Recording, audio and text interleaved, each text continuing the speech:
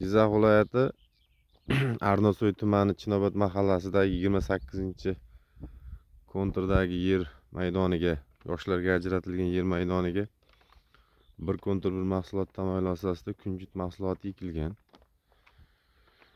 Ushbu yer maydoniga Arnasoy hosili kooperatsiyasi tashkil qilinib, agregator sifatida biriktirilgan. Hozirda agrotexnika ishlari amalga oshirilib, kunjut mahsulotida har xil hasharotlarga qarshi kimyoviy vositalar bilan ishlov berilgan. Yovvoyi o'tlardan tozalanib, hozirda kunjutni rivojlanishi yaxshi,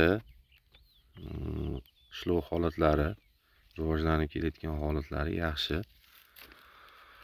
Ushbu yer maydonlarini kelgusida kengaytirilib, yanada daromadli serhosil mahsulotlar ekilishi rejalashtirilgan.